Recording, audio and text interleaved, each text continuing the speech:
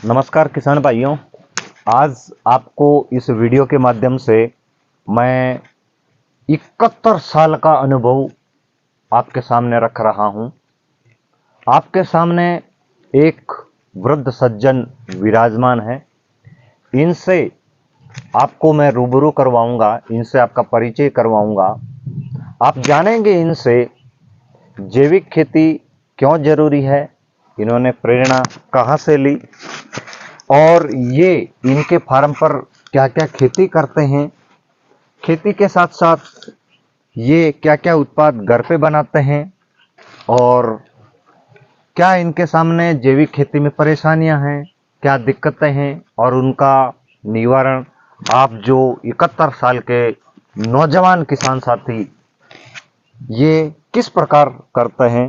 क्योंकि पेड़ भले ही बड़ा हो जाए, पुराना हो जाए, फल नहीं दे पर छाया तो जरूर देता है। इस कहावत के साथ मैं इस वीडियो में आज आपकी मुलाकात करवाने जा रहा हूं। सामने विराजे किसान भाई, जिनसे आप मिलिएगा। शुरुआत करते हैं। आप इंतजार कर रहे होंगे कि आप इनकी जुबानी से कुछ सुने। नमस्कार जी। नमस्कार जी। आपका शुभ नाम? सत्ताराम मूड। सत्ताराम जी, गांव कौन सा है आपका? गांव कासमेर, तहसील सेऊ, जिला बाड़मेर। सत्ताराम जी, सबसे पहले वीडियो की शुरुआत में ये जान लेते हैं कि किसान भाई उत्सुक हैं क्योंकि आप एक राजस्थानी संस्कृति और पुराने परिवेश के साथ दिख रहे हैं। सिर में साफा है, पग में पग रखी है और धोती पहने हुए हैं। आपसे हम नए किसान भाइयों को बहुत कुछ सीखने को आज इस वीडियो में मिलेगा। तो सबसे पहले आप अपनी उम्र के कितने दिन गुजार चुके, कितने साल के हो गए हैं आप? 71 साल। 71 साल के हो गए हैं। किसान भाइयों, सताराम जी मूंड ने 71 दीपावली देख ली है। अभी हम इनके नक्शे कदम पर चलेंगे। ये खेती किस प्रकार करते हैं, सबसे पहले इनसे सवाल करेंगे। सताराम जी, आपके पास कुल कितनी जमीन है? 70 बीघा। 70 बीघे में क्या क्या फसल करते हैं आप? अरंडी, जीरा, ईसब, बिराली। अच्छा, अरंडी, जीरा, इसब और सौंफ। और खाने के लिए आप गेहूं भी लगाते हैं? गेहूं लगाते हैं, खाने लायक। इससे पहले आपका जो बचपन, आपकी युवावस्था किस विषय में गुजरी? क्या आप किसान ही थे? क्या आपके सरकारी कोई नौकरी थी? सरकारी नौकरी थी। क्या नौकरी थी? मैं स्कूल में पियोन था। अच्छा, आप स्कूल में पियो। आप मारवाड़ी में भी बात कर सकते हैं। किसान भाई आपके भाव को समझ के, आपकी भाषा को वो समझ लेंगे। मैं आपसे सवाल हिंदी में करूंगा। ठीक सर। तो सताराम जी, आप स्कूल में कितनी साल सर्विस किए? मैंने 38 साल की। 38 साल सर्विस की। उसके बाद आपने खेती की और रुझान किया? नहीं, नौकरी करते हुए मैं 12 महीना ही हुआ है रिटायरमेंट हुए। अच्छा, अभी आप 12 महीने पहले ही रिटायरमेंट हुए? हाँ, लार्ली दिसंबर में रिटायरमेंट हुआ। अच्छा, फिर भी आपने बहुत लंबा सरकारी सेवा में अपना जीवन बिताया। अब आप क्या करते हैं? अब खेती करते हैं। खेती पहले भी करता था नौकरी के साथ साथ। कैसी खेती करते हैं? पहले तो ट्यूबवेल थे नहीं, तब तो मैं मोठ की खेती ज़्यादा करता था। मेरे खेत में 50-50 बोरी, एक बार 100 बोरी भी मोठ हुए थे। वो MRO 40 मोठ बोता था मैं। और उसके बाद में ट्यूबवेल हो गए और अब मैं ट्यूबवेल की खेती करता हूँ। अच्छा, सताराम जी, आप पिछले 12 महीने से सेवानिवृत्त होकर खेती की ओर अग्रसर हैं।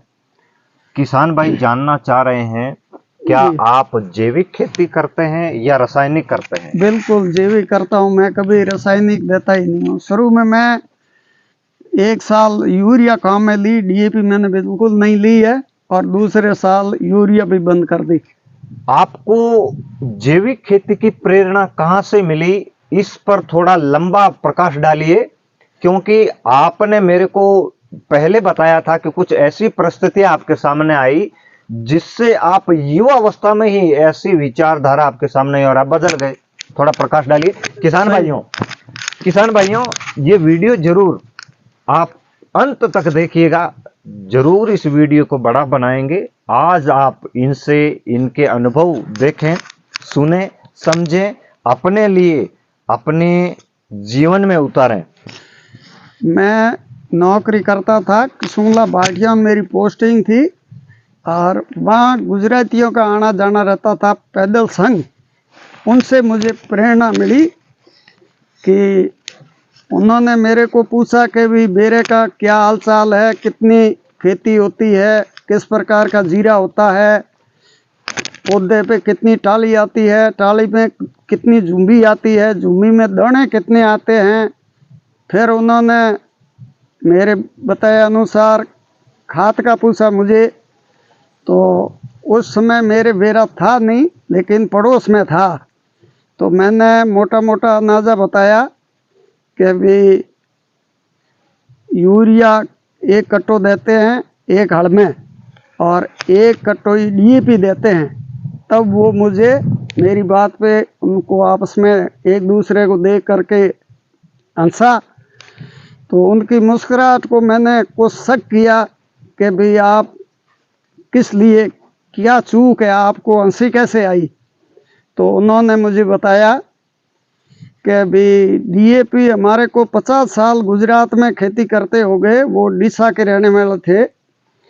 तो उन्होंने कहा कि अभी तक हम 50 किलो नहीं देते हैं, 35-37 किलो देते हैं, 50 साल से देते आए हैं। शुरुआत हमने 1 किलो बीघे की DAP देनी शुरू की थी और अब हम इतने सालों से 35-37 किलो तक पुगे हैं और आप अभी 1 कट्टा यूरिया देते हो। तो इस ज़मीन में ऊपरली परत जो अपन तवी देते हैं, जो को 8-10 इंच में 25% DAP हो जाएगी, तब इसमें पानी नहीं चूसेगा और यहाँ घास तक नहीं उगेगा और आपको आगे परिस्थितियों का सामना करना पड़ेगा। उनकी प्रेरणा मुझे मिली, इसलिए मैंने जीविका शुरुआत से ही कोशिश की। इधर उधर से वीडियो में, कोई कहीं से, कोई गूगल पे, कोई यूट्यूब पे, मैंने इधर उधर से देख देख के शुरुआत की जीविका की। बाद में राजू राम जी से संपर्क हुआ और कृष्ण चंद्रा जी से हुआ, तो उन्होंने सहयोग मिलता रहा और मुझे 7 साल हुआ है मैं बिल्कुल ऑर्गेनिक करता हूँ। DAP, यूरिया, रासायनिक कोई दवाई मैं काम में नहीं लेता हूँ। निम्बोली की कीटनाशक बनाता हूँ और पौंस पत्ती और मिर्च वगैरह, जर्दा वगैरह दे के वो भी कीटनाशक बनाता हूँ। और वो ही साथ साथ में जितनी बार फुहारा से लैंड में पानी देता हूँ, लास्ट में वो दवाई हर गेड़े देता हूँ। कोई तरह का मेरे खेत में कीटनाशक देने की और कीट पनपने कोई समस्या ही नहीं होती है। बहुत बढ़िया सवाल आपने करा और बहुत ही अच्छी बात आपने बताई। एक राह चलते किसान भाइयों से आपकी बातचीत होती रहती थी, वो एक संघ के माध्यम से आना जाना रहता था और खेती को लेकर डीसा के किसान जो यहाँ आते थे, उनकी आपके साथ जो चर्चा होती रहती थी, उससे आप प्रेरित इस प्रकार हुए कि इनके द्वारा उपयोग किए जाने वाले रसायनों के ऊपर वो हंस गए कि उनको 50 साल बीत गए खेती करते करते, और जितना सताराम जी, मूंड और आसपास के किसान पहली साल से ही इतना रसायन डालते थे, जबकि वो 50 सालों में भी इतना 1 बीघे में नहीं डाला करते थे। इससे वो प्रेरित होकर, आप स्वयं ने बताया कि 7 साल से जैसे ही इन्होंने जमीन सुधारी, उन्नत बीजों को लाकर बिजाई चालू की और 7 साल से पूर्णतः जैविक खेती की बात करते हैं। सताराम जी, आपके सामने जैविक खेती करते करते कुछ समस्याएं आई होगी? आई है। क्या क्या समस्याएं आई? कोई नया काम करते हैं तो भी उसमें थोड़ी थोड़ी आती भी है और डॉक्टर साहब से पूछ करके उनकी समस्याएं हमारे हल भी होगी। मेरे खेत में शुरू से भी जीरे जाने की फंगस की समस्या थी, तो वो हमने राजू राम जी से पूछा और नीम खली दराई और नीम तेल की स्प्रे करवाई। उनसे हमारे खेत में 4 साल से बिल्कुल वो जाने वाली समस्या खत्म हो गई। आज दिन तक कोई जड़ गलन की या जड़ सूखन की कोई समस्या नहीं है, न जीरे में है न कोई अरंडी में। अभी इस बार मैंने देखा है, मैं पिछले 7-8 दिन से आपके आसपास के क्षेत्रों में घूम रहा हूँ, मुझे कहीं किसी किसान के खेत में सौंफ की फसल नजर नहीं आई। इस बार आपने सौंफ की फसल लगाई। सौंफ की फसल किसान भाइयों के लिए एक केस क्रॉप है, जम जाए तो बल्ले बल्ले, और ये जमती भी है, इसका जमाव भी अच्छा होता है। बस इसको कटिंग करने का सही ज्ञान होना चाहिए। इससे पहले आपके अंकल जी ने सौंफ की फसल लगाई, अच्छा उत्पादन आया। प्रेरित होकर इस बार देसी बीज आपने खरीद कर हमसे अपने खेत में सौंफ की अच्छी फसल लेने की श्रेणी में है। मैं आशा करूंगा, एक सवाल और आपसे पूछ रहा हूं सताराम जी, आप जैविक खेती कर रहे हैं, आपके खेती को करने के तरीके को देखकर आसपास के किसान आपके ऊपर हंसे भी होंगे, हंसते भी हैं? शुरुआत में तो खूब हंसते थे, और अब धीरे धीरे मेरे खेती में अच्छा परिणाम मिलता देख करके ये सामने घर रहा मेरे बड़े भाई साहब है, वो भी कर रहे हैं। डीएपी उन्होंने बंद कर दी, फ्रॉम दे रहे हैं, और यूरिया ही बिल्कुल कम यूज कर रहे हैं, और सौंफ भी वो कर रहे हैं। और आसपास में 8-10 किसान थोड़ा थोड़ा उपयोग कर रहे हैं, पूरा मतलब तो नहीं है, सही बात है, की कोशिश कर रहे हैं। मतलब ये कि शुरुआत में कोई भी काम सीखना बड़ा टफ होता है। हाँ, जैविक खेती के लिए कोई पाठशाला नहीं, कोई ऐसा साइंस विज्ञान का केंद्र नहीं, हाँ, जहां आप जाके इस तकनीकों को सीख सकें। इसमें खुद का अनुभव होता है, खुद का दिमाग लगाना होता है, कई सारे उत्पाद बनाने पड़ते हैं जिसमें समय पर उपयोग करना होता है। कई बार समय पर उपयोग नहीं हो पाता है, कई बार रोग अधिक हो जाता है, रोग के निदान के लिए जो उत्पाद बनाता है बीच में फंगस आ जाती है, फिर उसके लिए अपने को कई तरह के प्रयोग करने पड़ते हैं। बिल्कुल। क्या आप ये जो उपयोग करते हैं, ये जो आप उत्पाद बनाते हैं, क्या आपने इसको कहीं बुक में लिख रखा है, कोई किताब में आपने लिख रखा है? हाँ, लिख रखा है। हाँ, मेरे साथ हैं आप सताराम जी के सुपुत्र जोगाराम जी। ये पढ़े लिखे हैं, युवा हैं, और ये काम ये बखूबी निभा रहे हैं। जोगाराम जी आपको बताएंगे आपने अब तक क्या क्या आपके फार्म पर बनाया। पहले मैं सताराम जी से ये जान लेना चाहता हूं, आप जैविक खेती की ओर आए हैं, जैविक खेती में सबसे बढ़िया उत्पाद क्या लगता है आपको? किससे आप सारे उत्पाद बनाते हैं? ऐसी क्या चीज है आपके पास? जोगाराम जी आप बताइए, आपके पास ऐसी क्या चीज है जो आप उपयोग करते हैं जिससे आप सारी चीजें बना सकते हो? Waste decomposer. अच्छा, वेस्ट डिकम्पोजर। इससे पहले आप वेस्ट डिकम्पोजर को जानते तक नहीं थे, इससे पहले आप जो जैविक खेती की ओर आए, इससे पहले जीवामृत बनाते थे। हाँ, सारी चीजें खुले में बनाते थे। हाँ, कपड़े गंदे होते थे, धोने पड़ते थे, गंदी बदबू दूर तक जाती थी, आस पड़ोस वाले चिल्लाते थे। अब क्या स्थिति है? अब ट्यूब लगा देना तो बाहर सुगंध आने की कोई समस्या ही नहीं है, साड़ना नहीं पड़ता है। अच्छा, आपने एक नई तकनीक और ले आई, अनएरोबिक तकनीक। हाँ, इससे पहले मैं आपसे एक सवाल और करूंगा, क्या आप पहले सताराम जी जो रसायन डालकर खेती करते थे, जितना उत्पादन पहले आता था, क्या जैविक खेती से वैसा उत्पादन आ रहा है? ज्यादा आ रहा है, बराबर है, या कम है? वो तो मौसम पे है, बराबर। अगर मौसम सही रहे तब तो ये उनसे भी ज़्यादा रहता है, और मौसम गड़बड़ हो जाए तो जो को ऑर्गेनिक खेती है वो टाइम लेके पकती है, और रासायनिक जो को देते हैं खाता वो जल्दी थोड़ा सा पकने में रहती है, तो उसमें थोड़ा बहुत अंतर रहता है। बाकी सही मौसम रहे तो सबसे बढ़िया रहे। आप बहुत अच्छी बात आपने बताई, मौसम की मार रासायनिक दवा उपयोग करने वाले किसान भाइयों के सामने भी रहती है, जैविक खेती करने वाले किसान भाइयों के भी सामने रहती है। आप क्या मानते हैं कि अगर आज का किसान भाई खेती में अंधाधुंध रसायनों का उपयोग करता रहा तो क्या उनके खेत सही सलामत बचेंगे? नहीं साहब, वो 20, 25, 30 साल के बाद में उनको खेती की लाला पड़ी और घास तक नहीं उगेला है जमीन में, डीएपी और यूरिया की वजह से। तो सताराम जी, आपने कहा कि 15-20 साल के समय के अंतराल जिन जिन किसान भाइयों के द्वारा खेतों में अंधाधुंध रसायनों का उपयोग होता रहा तो उनके खेत में घास तक नहीं होगी।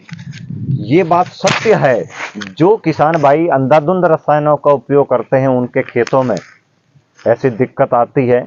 आप नाइट्रोजन की पूर्ति के लिए क्या करते हैं जोगाराम जी, आप बताइए।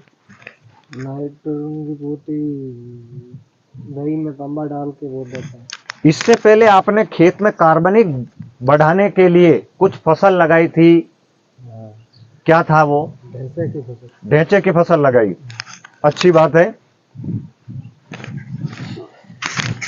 ढेंचे की फसल आपने कितने दिन जमीन में लगाई?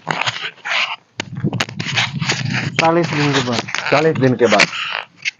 जिस खेत में आपने ढेंचा लगाया उसमें अभी क्या फसल है? जीरा। जीरा। उसमें आपको कुछ परिवर्तन दिख रहा है? हाँ। एक इसी वीडियो के साथ अपन चर्चा कर लेते किसान भाइयों, आप अंत तक इस वीडियो को देखना। अक्सर हर क्षेत्र के किसान भाई प्रति एकड़ जीरे की बुआई करते हैं 10 किलो से 12 किलो। मैं सत्य बात कर रहा हूं। 1 एकड़ में जीरे की बुआई होती है 10 किलो से लेके 12 किलो। आप सताराम जी से इनके अनुभव देखिएगा, ये कितने हेक्टेयर में कितना किलो बीज लगाते हैं। आप बिल्कुल जो बात बताए हैं, मैं इनके खेत में जाके देख के आया किसान भाइयों, मैं खुद चकित रह गया कि ऐसा भी किसान भाइयों के पास तकनीक, ऐसी क्या पुरानी विद्या है जो आप इतना कम बीज लगाते हैं। तो आप बताइए सताराम जी, जोगाराम जी, 1 हेक्टेयर में आपने कितना बीज लगाया? पहले किसान भाइयों मैंने आपको एकड़ की बात करी। राजस्थान में किसी भी किसान भाई से पूछा जाए या देखा जाए तो एकड़ में जमीन के हिसाब से एकड़ में 10 किलो से 12 किलो बीज डाला जाता है। पर जोगाराम जी बताइए, आपने हेक्टेयर में कितना किलो बीज डाला? 3 किलो। किसान भाइयों, है ना विचित्र बात? शायद ये बात सुनकर आपको विश्वास नहीं हो रहा है, पर किसान स्वयं बता रहे हैं 1 हेक्टेयर में कितना बीज डाला? 3 किलो। 3 किलो। अब कहां 12 किलो बीज एकड़ का, कहां हेक्टेयर का 3 किलो बीज। अगर आप इनसे अगले वाले भाग में ये किस प्रकार जीरे की बुआई करते हैं जिसके कारण इनको इतना कम बीज खेती के लिए लगता है। सताराम जी, आपसे मैं एक किसान भाइयों के लिए संदेश लेना चाहता हूं। आपने बहुत बड़ी बात कही। आपको देखकर आपके आसपास के नहीं, जितने भी जीरे की खेती करने वाले हैं, जरूर वो मन महसूस कर आपके विचारों पर मनन करेंगे। काश ये दादाजी पहले बता गए होते तो हम भी ऐसे खेती करते। जैविक खेती और रासायनिक खेती, आगे अगर कोई किसान भाई रासायनिक खेती करता है तो आपका अनुभव क्या कहता है? क्या क्या बीमारियां उनके शरीर में, उनके परिवार में हो जाएगी? वो तो जैसे डीएपी है वो जमीन को खराब कर रही है, यूरिया का जो असर है वो अनाज के अंदर जाता है, और जो मनुष्य कोई भी अनाज, चाहे जीरा है, चाहे गेहूं है, चाहे सौंफ है, रासायनिक खाद है, रासायनिक दवाई दी हुई चीज़ उनके शरीर पे असर करेगी। उसमें कई तरह की बीमारियां हो जाएगी, जिसमें सबसे बड़ी बीमारी है कैंसर, और दूसरी बीमारी है एलर्जी, जिससे खुजली होती है, दाफड़ होते हैं, वो सब इन रासायनिक दवाइयों और खाद की वजह से होती है। उनसे बचने के लिए मेरी सलाह ये है कि सभी किसान भाई रासायनिक को छोड़ करके ऑर्गेनिक को अपनाएं, और अपने मन का वहम निकालना हो तो कोई भी कहीं नज़दीक ऑर्गेनिक करता है उनकी खेती आंखें देख के विश्वास करें, और विश्वास नहीं करते हैं या नहीं देखते हैं तो उनका तो खमियाजा उनको ही भुगतना होगा। किसान भाइयों, सताराम जी ने बहुत ही सटीक बात कही।